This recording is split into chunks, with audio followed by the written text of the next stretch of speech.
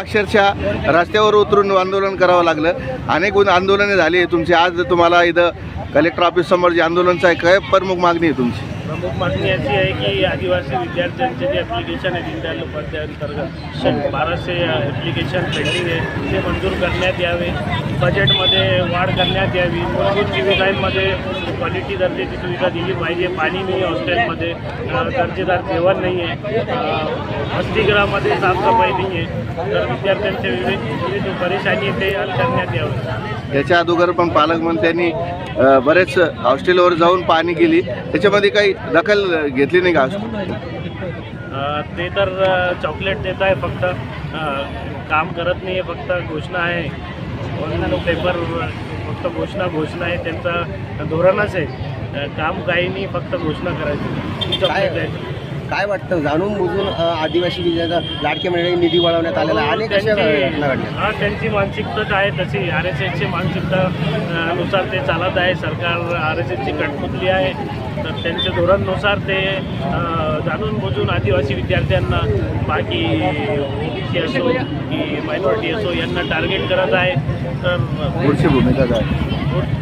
आता तुम्ही आंदोलन करावं लागले आता, पण मग आता तुम्ही काय राज्यभर बी आंदोलन करणार का? हो, आता जोपर्यंत आमची मागणी सरकार पूर्ण करत नाही तोपर्यंत आम्ही असं रस्त्यावर उतरून आंदोलन करणार. आज काय मागणी तुमची? तुम्हाला जिल्हाधिकाऱ्यासमोर बसावं लागलं? स्वयं फॉर्म अप्रूव्हसाठी नाही, आता हे तुम्ही हजारो संख्येने आंदोलन चालू आहे तुमचं. काय प्रमुख मागणी आहे तुमची? DBT वाढ करायला पाहिजे. हां, स्वयंचे फॉर्म अप्रूव्ह नाही केले. हॉस्टेलसाठी काय पाणीच्या सुविधा पाहिजे. अजून हॉस्टेलचे आणि जागा वाढवायला पाहिजे. किती विद्यार्थी सगळे? 575. बरं, तुमच्यावर आंदोलन करण्याची वेळ का आली आता? DBT वाढ नाही होते त्यामुळे. काय नाव तुझं? नाव काय तुझं? पावरा दुर्गा. नाही, काय सांगणार आता तुमच्यावर? आता इंग्लिशमध्ये नाही, मराठीमध्ये बोल. शमू फुले आणि कोणी नाही.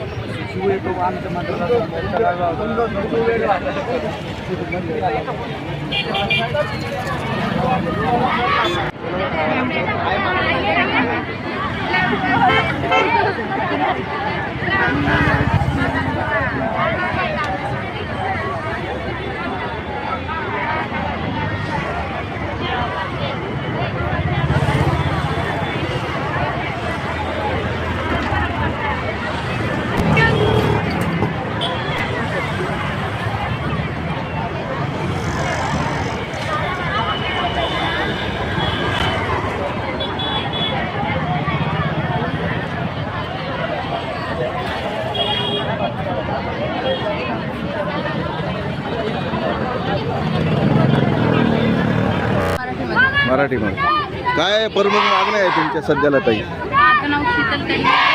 मी संभाजीनगरला B.Com लास्ट इयर आहे. मी प्रॉपर नंदुरबारची आहे. तर इथं आदिवासी वसतिगृहाला राहते. तर आमच्या वसतिगृहामध्ये जे फॅसिलिटी आहेत ते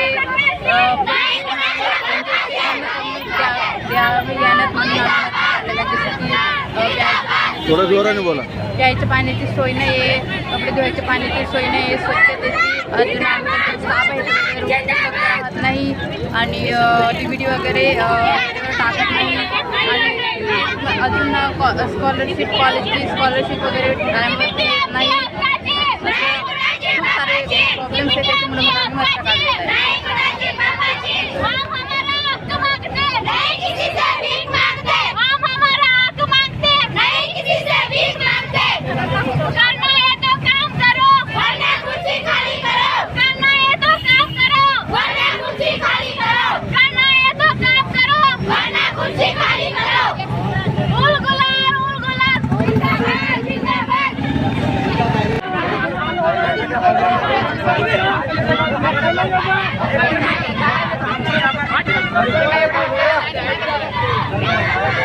पीछे पीछे हो जाना थोड़ा. लेकिन ज़्यादा होने के वजह